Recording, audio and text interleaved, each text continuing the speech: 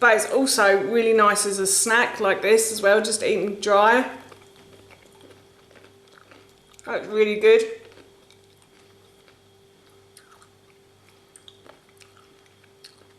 It's just enough sourness with those sour cherries and a lot of sweetness as well. Hi everyone and welcome back to Googie's Kitchen. If you are new here then hello and welcome. My name's Alexis and in today's video I want to share with you how to make this really delicious chocolate and sour cherry granola. In today's video, as I just mentioned, I want to share with you how to make some really yummy granola. The other day my son mentioned to me that he wanted to try almonds. He'd been eating a packet of Deliciously Ella, some sort of Christmas fruit and nut mix, and he was really enjoying the chocolate almonds in there. So I suggested to him that I go to our local supermarket and get him some almonds, but I bought him the kind with the skins on, which he didn't really like. So I said I'll make it into a granola for you, and he still wasn't so keen on the granola, but my husband really enjoyed it and I liked it as well, so of course I had to make the recipe and share it with you. For this recipe, the first thing I'm going to do is I'm going to preheat my oven to 180 degrees. Next I've grabbed myself a large mixing bowl, and to the mixing bowl I'm going to add about 200 grams of oats. I have some gluten-free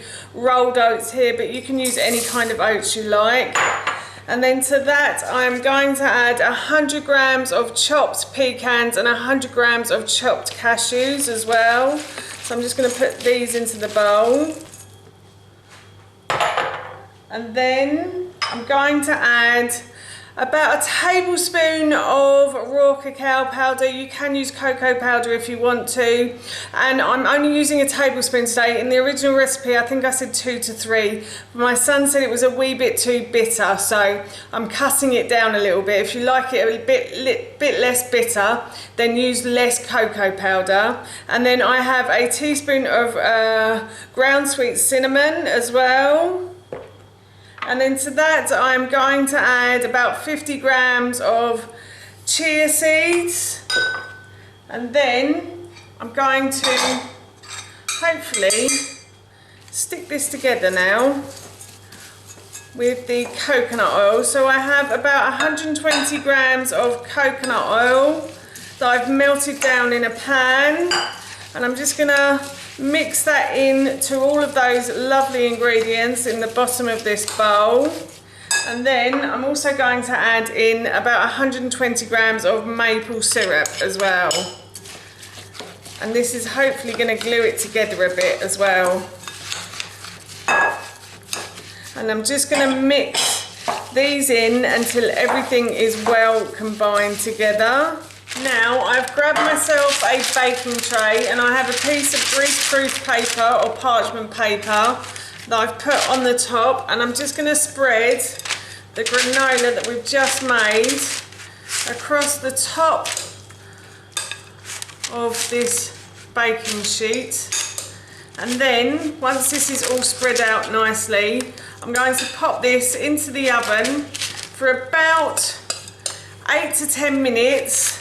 And then I'm gonna go and turn it while it's still in the oven, but I'm gonna cook this for probably about 20 to 25 minutes, but every 8 to 10 minutes I'm just gonna go and turn the granola so that it cooks evenly across the base of this pan and all round as well. So yes, as I said, I'm off to pop this into the oven.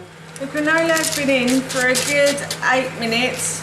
And I'm just going to turn it so the bottom part gets to go a nice golden brown colour like the top part as well. So I'm just mixing it all up again and just turning it over. And then I'm going to pop this back into the oven for another 8 to 10 minutes. And if it doesn't look cooked, then I will do that again and cook it for another 8 to 10 minutes. The granola has been in the oven for another 8 minutes, and I think I'm just going to flip it one more time. I'm just going to turn it over to make sure I've made sure that all of it is golden brown. And I'm going to pop this back into the oven for another 8 minutes. The granola has gone a lovely golden brown colour, so I'm going to take this out of the oven and I'm going to leave it to cool. The granola has cooled. It smells really good, I have to say. So now what I'm going to do is I'm going to add in some freeze-dried cherries. So I got these freeze-dried cherries from Whole Foods online. This isn't an advert for them, but I will link them in the description box below for you. They are such a good company. I'm only going to add a few of those in though, because they seem to have taken over quite a lot. And I'm just mixing the freeze-dried cherries into the granola, and then I will serve some of this and I will try it and let you know how it tastes. But as I just said, this smells so good. As promised, I will try some of this in a moment, but before I do, I just want to say that if you have enjoyed this video today and you'd like to see more, then please don't forget to hit that like and subscribe button. And if you have any family and friends that you think might enjoy this video, then please feel free to share it with them. And of course, if you have any questions or any comments, then please feel free to leave those in the comment section below. I love to hear from you, and everything like that really helps me out, and I would really appreciate it. So I've transferred a little bit of the granola to a bowl, and I'm just going to give this a little try now. Of course, you can add yogurt and honey to this as well. Unfortunately, I have a slight allergy to yogurt and dairy and stuff, so I normally just have this with a bit of milk. But it's also really nice as a snack like this as well, just eating dry. That's really good.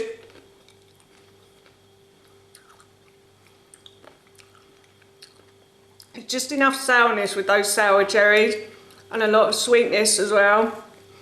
So that balances everything out. It's really delicious. I am looking forward to having this as a little sweet treat this afternoon. That's how you make this delicious granola, and that recipe I will link in the description box below for you. As I mentioned earlier, I'm going to be having this as a little sweet treat this afternoon, and it smells and tastes so good, I can't wait. So for now, that's it from me. Thank you so much for watching, and I hope you'll be watching my next video.